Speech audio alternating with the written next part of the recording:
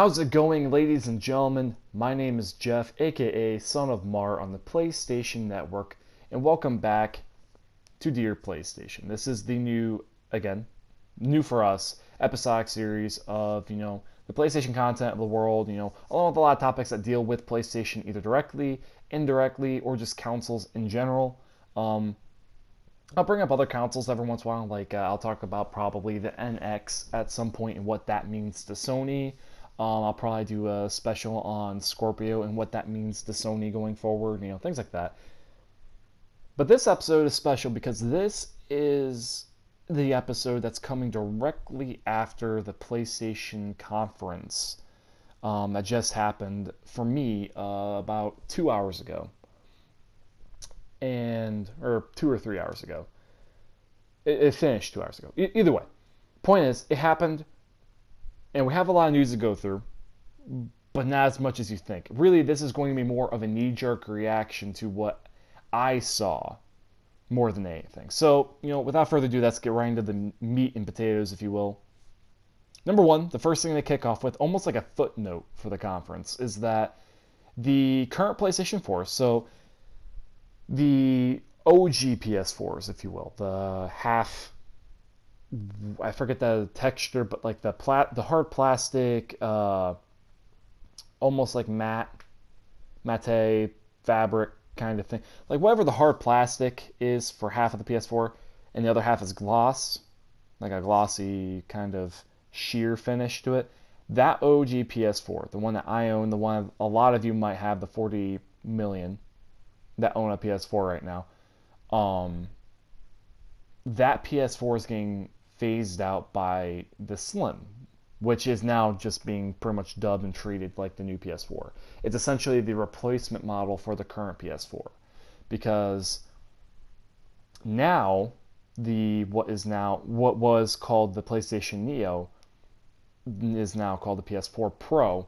That's going to be basically the new PS4, essentially. So let me kind of backtrack and talk about each one individually, like I initially wanted to, but I wanted to give you guys kind of like the tiering now.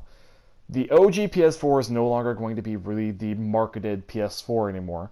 If anything, it's now going to be something that you could probably find, but they're going to basically treat the PS4 as of right now kind of like how the OG Xbox One's being treated in Microsoft. And now the PlayStation Slim and the Xbox One Slims are, for all intents and purposes, the respective platforms for both of the platforms right now, if that makes any sense. With the wrinkle being right now that the PlayStation 4 Pro being the step up version, the more powerful version of the PlayStation Slim, but I'm getting ahead of myself. So, what is the PlayStation Slim is going to be priced at $300. For one thing, too much money in my opinion. Not that much more, but I think at $249.99 would have been a perfect price point for the PlayStation Slim. Now I get why it probably is at $300 or $299.99. It's probably to kind of make people see the $100 wage gap and go, I'll spend an extra $100 to get the PlayStation Pro because it does run better. It does have this, it does have that, blah, blah, blah. Because it does have the ability to have upscaled 4K. It has 4K streaming capabilities. The shitty thing is, and I'm getting ahead of myself again, but the shitty thing is it can't play UHD 4K Blu-ray movies because it doesn't have a 4K Blu-ray player. But again, I'm getting ahead of myself. They're trying to market it as the Slim is literally the stripped down, less powerful little brother to the PS4, the PS4 Pro, which fine, whatever. The PS4 Slim, fine. That's how you want to treat it. I get it. I think it's personally kind of stupid, but fine. Mainly because I think the design of the Slim could have been cooler looking. Honestly, yeah. I think the Slim should have kept the glossy look. It should have kept the split down the middle with 60% of the console being the kind of like, or 70% of the console being the hard plastic, and then the other 30-40% of the console being the glossy black. Like, I think that looked really, really good to me. But, to not get too long-winded, the Slim looks fine. It actually does look pretty nice. and it is significantly smaller. It's more small vertically, not really horizontally. And I think when it comes down to it, it probably is smaller in dimensions than even the Xbox One Slim is. And I think it probably runs, if I would assume, probably about the same equal power as the Xbox One Slim. So really both of them are the same freaking thing, just about. The difference is the Xbox One Slim has some caveats to it that make it, honestly, a better purchase. Whereas the PlayStation 4 Slim is being kind of touted right now, which it is available starting next week on the 15th, I believe, if I remember correctly. Um, it's being touted as basically like the next PS4. So if your current PS4 is kind of shitting the bed a little bit and you really need to get a new PS4, or if you have friends that don't have 4K TVs or 4K merch that really want PS4, that's their option, right? And I get it. I think the PS4 Slim could have been treated better, but again, whatever. So then, and the reason why I say it's a footnote is because they talked about the Slim for about all of 5 minutes, because by this point it got leaked out the ass. So, and I think honestly, looking back at it, that was done on purpose so that the next 45 fucking minutes could be spent about jerking off the PS4 Pro, when really the PS4 Pro could have been summarized in a quick 15 minutes, honestly. If I could really give one reaction right now, knee-jerk wise, to the PlayStation event that just happened, yes, I understand it's a business conference.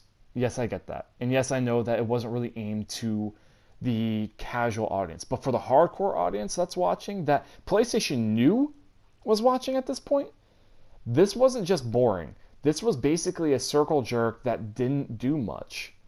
It just didn't. It didn't really go anywhere because all it did was reiterate the same thing. The PS4 Pro will have HDR, along with the OG PS4 and the new PS4 Slim. All of them are going to have HDR, with the OG PS4s getting it via firmware update, which I didn't even know you could do that. I didn't know the PS4 had HDR capabilities, but I guess it does, and I guess you could do that through firmware updates. There's a lot of things you could do through firmware updates, but didn't know that was one of them.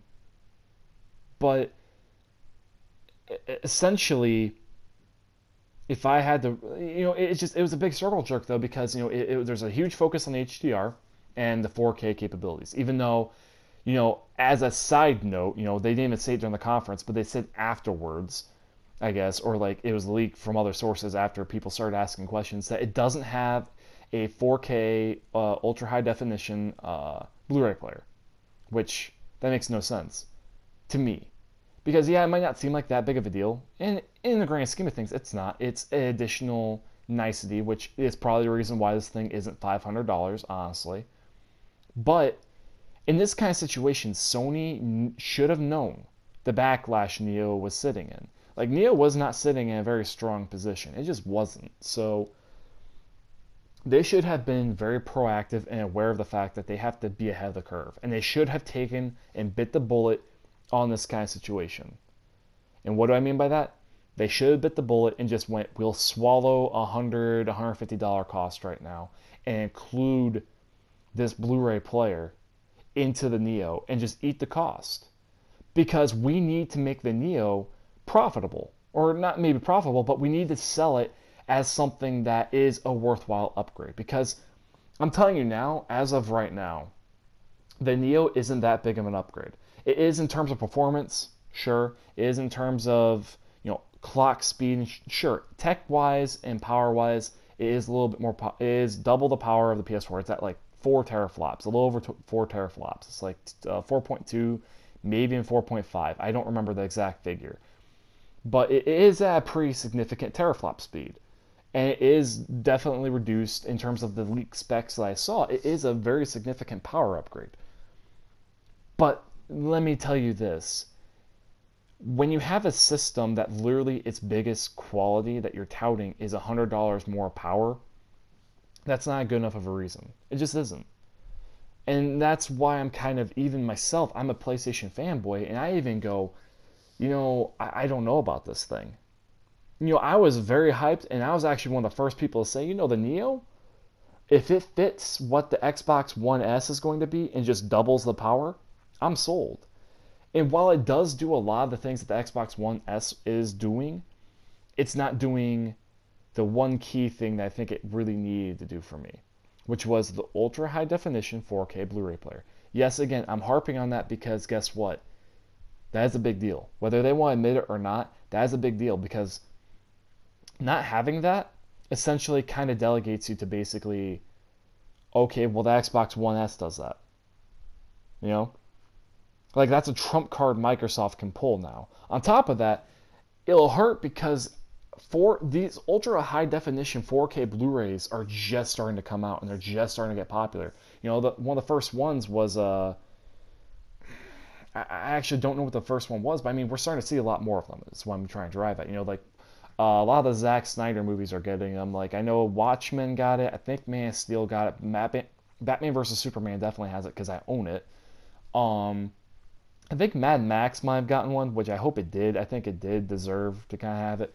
And I know a few other movies probably got it. I think maybe World War Z has a version of it.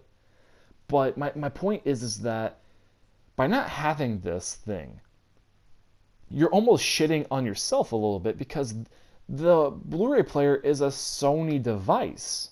You know, like how could they not have this in their system? I don't know. To me, it's very confusing how they don't have this. But again, I'm harping on a very minor footnote when there's a whole lot more stuff to talk about.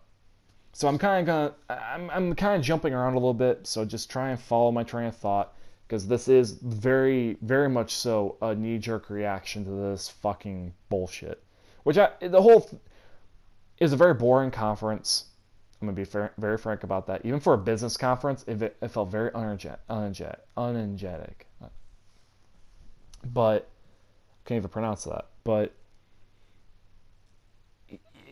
it felt lifeless, and it felt long-winded, and just it could have been better. It honestly could have been. And my question walking away from it is, why did it need to be an hour?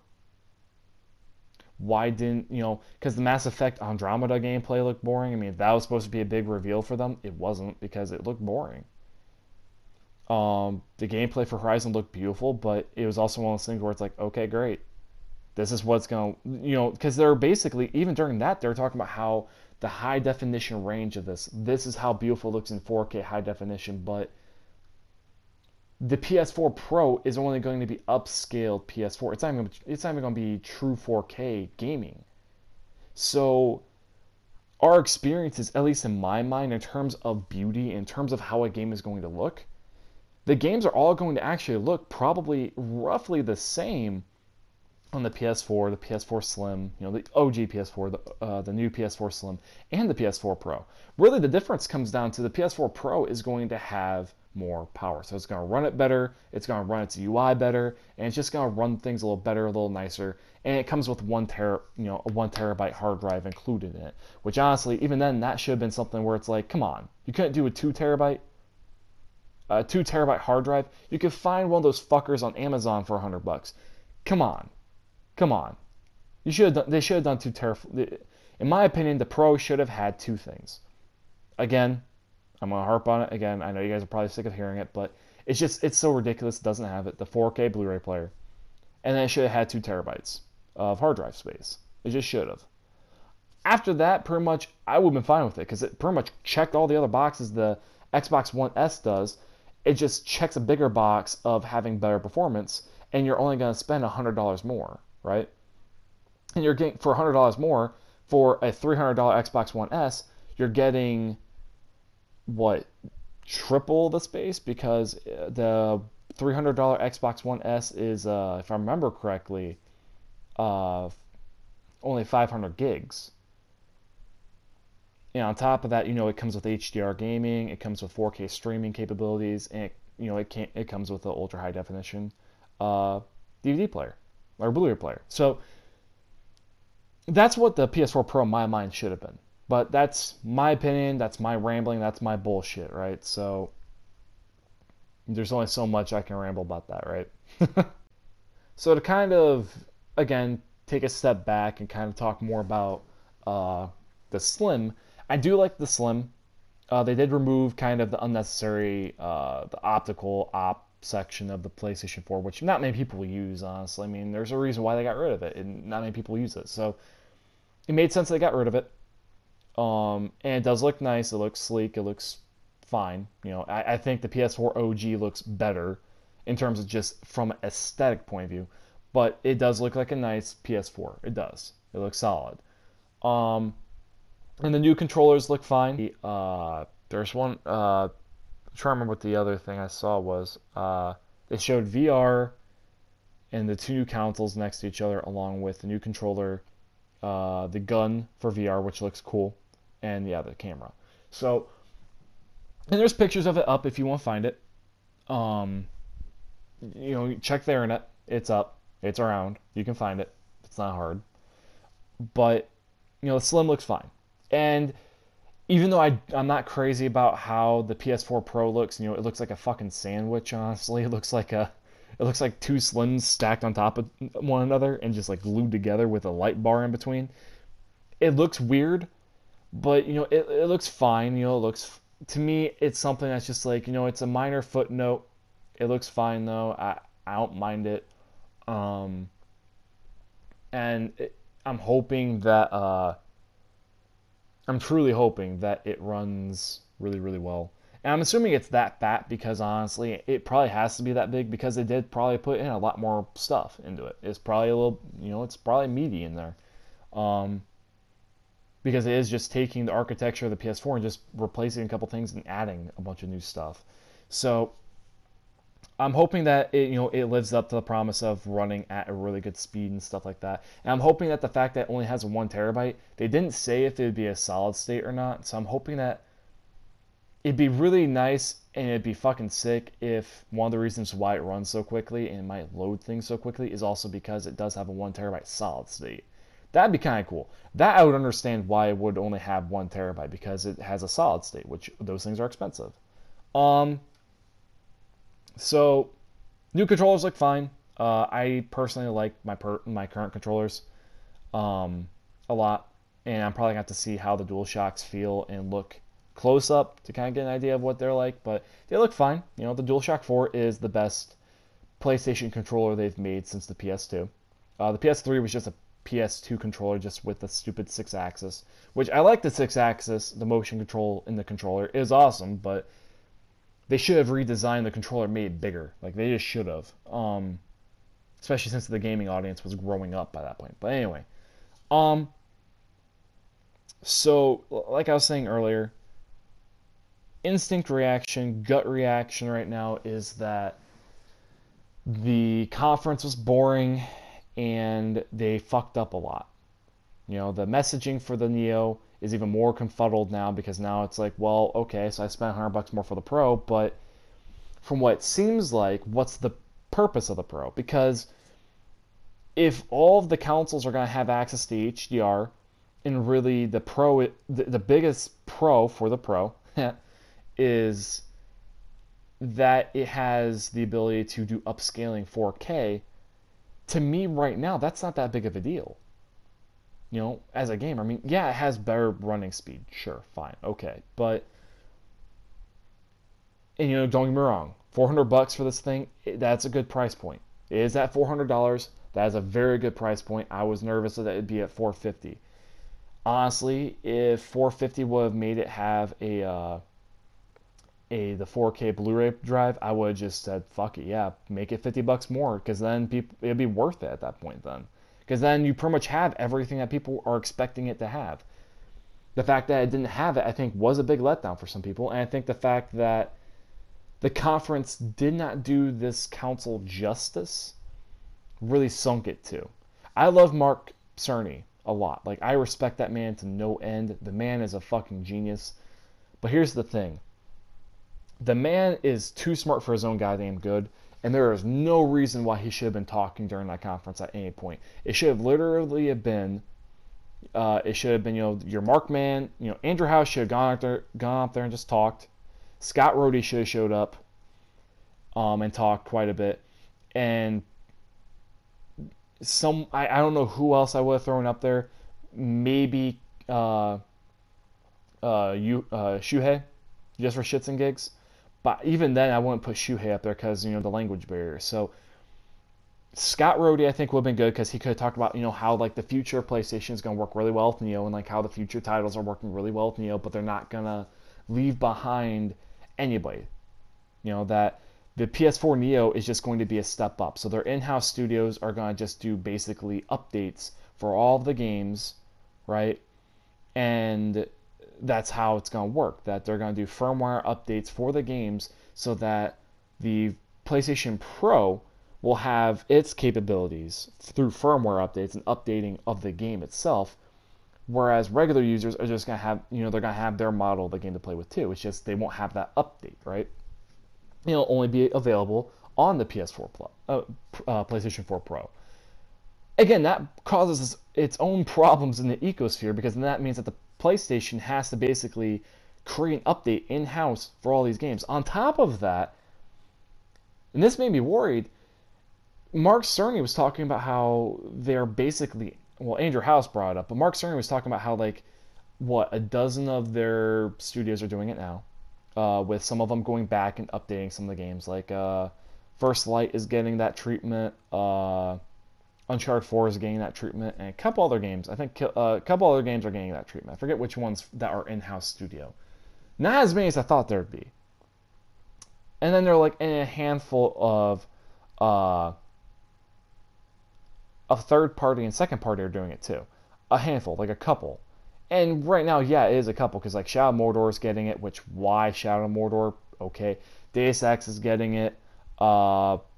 Skyrim is going to eventually get it. A few other games are getting it that aren't on the top of my head right now. Tomb Raider is getting it, but at the end of the day, it definitely is telling that developers are not on board with this whole, so we have to make an update for this game on top of making the game, which might mean that they may have to double register this game. But that also poses a problem for Xbox too. Don't get me wrong, like this isn't all doom gloom just for PlayStation. Like Xbox has a problem for this too because they're doing HDR as well, which fundamentally changes the game, which could fuck with their game because it all, the Slim also does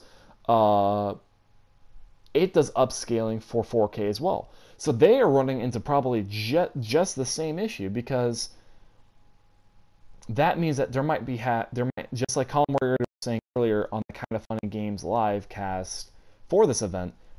Does that mean that there has to be double certification for gaming now?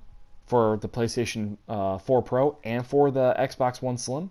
Because now you have almost two versions of the game because you have one that's the base model and one that's the updated firmware HDR 4K upscaled version of the game. Which, yeah, it's not a huge drastically different game, but it is an update and it is a different game fundamentally. That's a question that has to get posed, and that's a question I don't know. It's definitely a weird situation that I think PlayStation's definitely caught in the crossfire with, and by default they're going to cause Microsoft to get caught in a lot of crossfire with developers about this. Which is why it's going to be very interesting to see how many games, third-party wise, are going to be really utilizing the PlayStation Pro. Which means that maybe the PlayStation Pro is only really going to be utilized by the PlayStation fan base, meaning it's only going to be used by the first parties.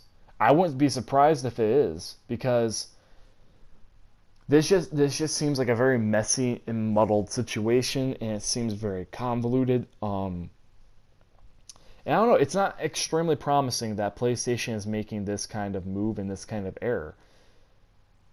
Because, yeah, I mean, when it comes down to it, the PlayStation 4 Neo should never have been a thing anyway. I get the fact that, I understand that once the ball got rolling, there was no stopping the Neo, right? Or the PlayStation 4 Pro.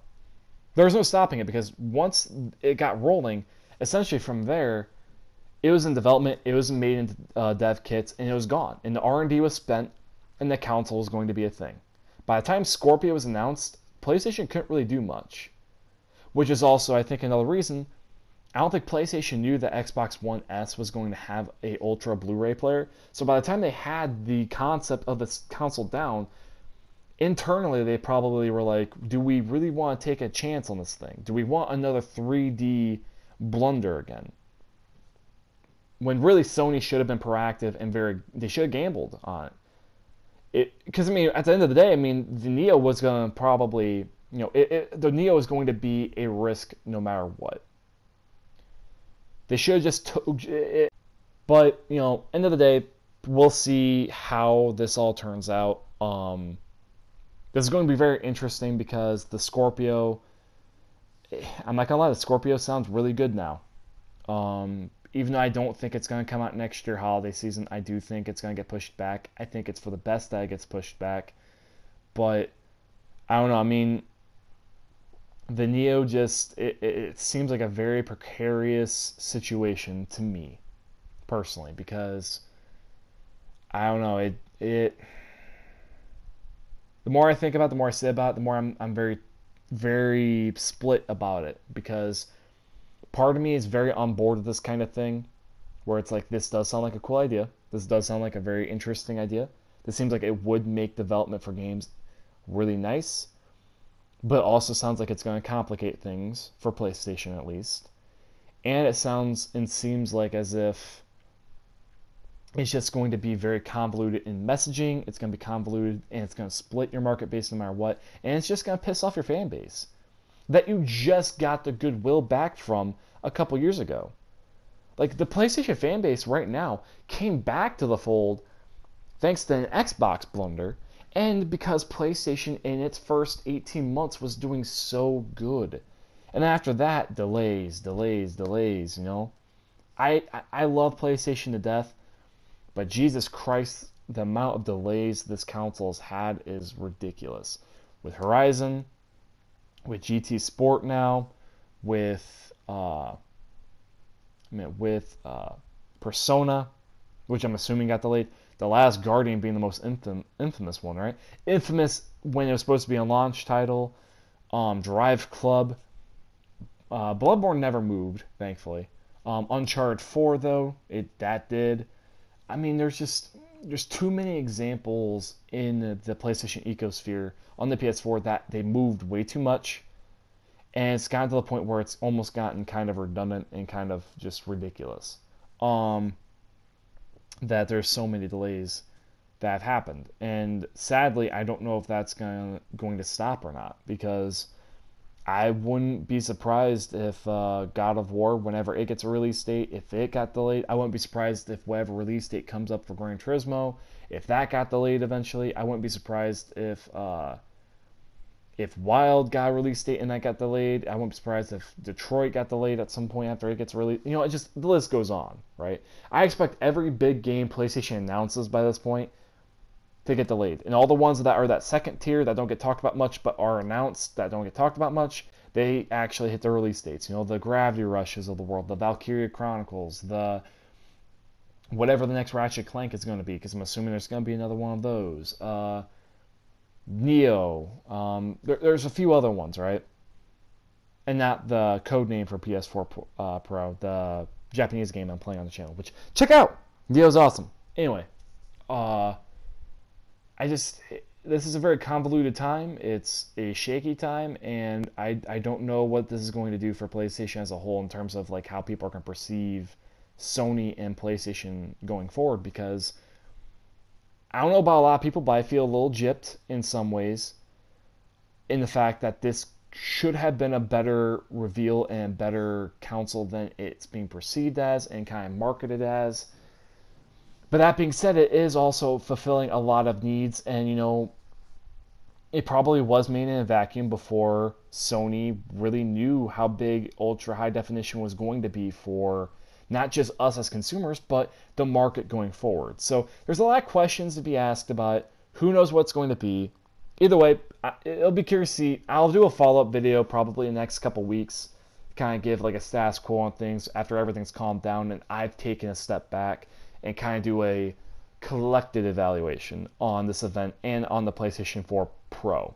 But let me know what you guys think in the comments below. Please and thank you. Hit the like button, sub button if you would so kindly. If you like the content, follow us. And we love each and every one of you. I'll see you guys later. Peace.